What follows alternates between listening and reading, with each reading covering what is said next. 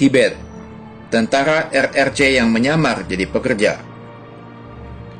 Saat ini, Tibet adalah wilayah jajahan RRC. Rezim komunis Cina mengklaim jika wilayah Tibet adalah bagian dari Cina. Namun sejarah membantah klaim tak berdasar ini.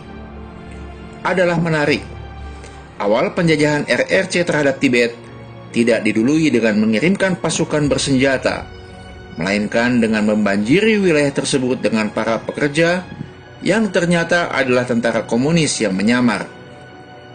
Bagaimana sesungguhnya Tibet dan proses lengkap aneksasinya oleh RRC bisa didapatkan secara lengkap di Era Muslim Digest edisi 12 dengan tema Bahaya Imperialisme Kuning. Era Muslim Digest bisa didapatkan di Plaza Era Muslim dengan nomor kontak yang tertera di layar Anda. Dalam sejarah, kemenangan Partai Komunis Cina di bawah pimpinan Mao Zedong dalam perang sipil telah menghantarkan Partai Komunis Cina menjadi penguasa baru Cina.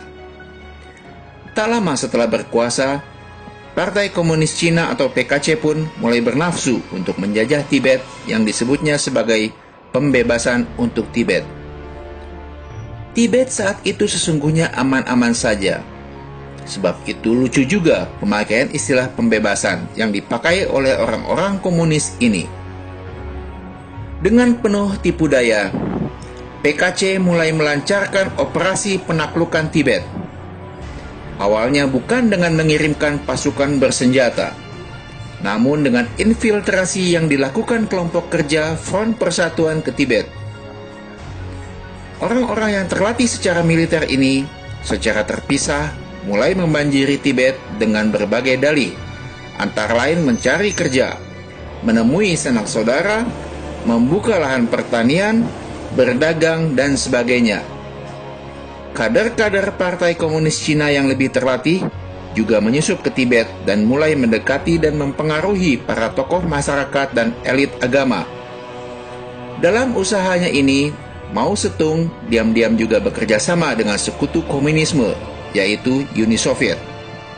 Selain infiltrasi, Mao Zedong juga melancarkan politik adu domba antara para tokoh Tibet, yaitu antara Dalai Lama di Lhasa dan Panchen Lama yang ada di Rikaze. Setelah dianggap cukup lemah, maka barulah tentara merah Mao Zedong, People Liberation Army, menyerbu Tibet. Ribuan anggota tentara merah yang sudah terlebih dahulu ada di Tibet yang menyamar sebagai pekerja dan lainnya mengambil senjata mereka dari tempat persembunyian yang sudah direncanakan dan membantai rakyat Tibet di mana-mana. Tentara merah yang menyerbu dari Cina daratan menaklukkan satu demi satu wilayah negeri di atas angin tersebut. Tragedi ini terjadi di musim gugur 1950. Invasi inilah pangkal pertikaian Cina dan Tibet. Setahun kemudian, pimpinan Tibet, Dalai Lama ke-14, Tenzin Gyatso, didongkel dari jabatannya.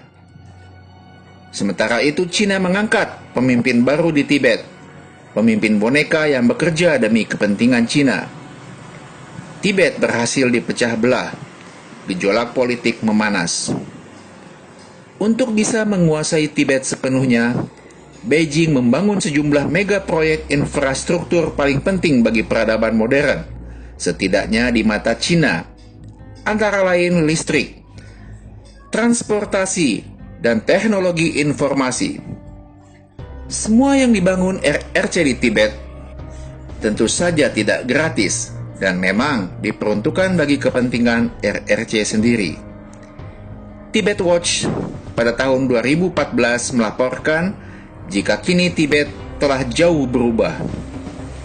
Sejumlah proyek seperti listrik, kereta api, bandara, dan jaringan telekomunikasi telah mengubah kebudayaan asli Tibet.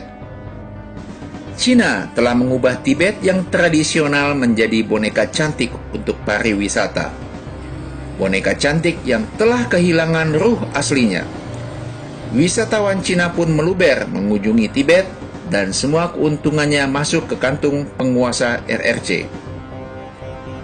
Dalam laporan berjudul Culture Clash, Tourism in Tibet, Tibet Watch menulis, banyaknya proyek Cina di Tibet telah berdampak negatif pada masyarakat lokal, lingkungan, situs fisik, praktik agama, serta budaya tradisional. Pendek kata, Cina hanya mengeksploitasi Tibet seluruhnya, dari alam hingga manusianya.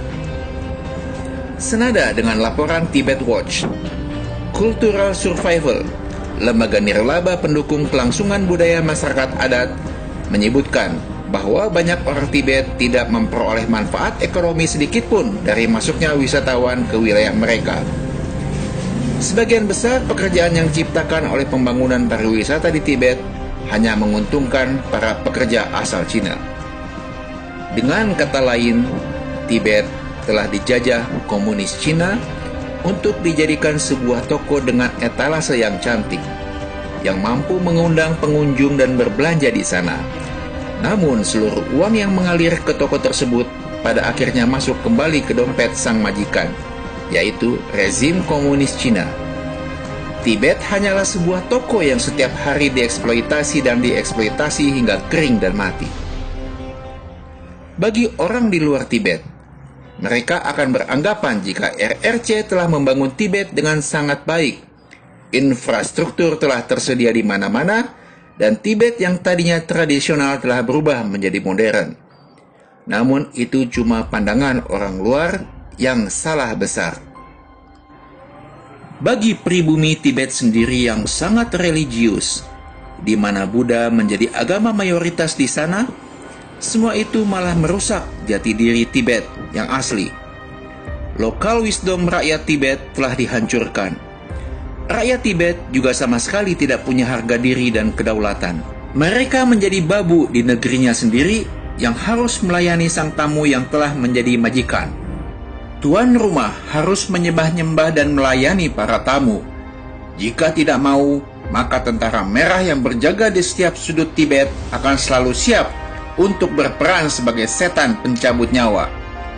Inilah sejarah Tibet, dan dengan sangat bijak, Bung Karno telah mengingatkan kita, pribumi Indonesia, jangan sekali-kali melupakan sejarah.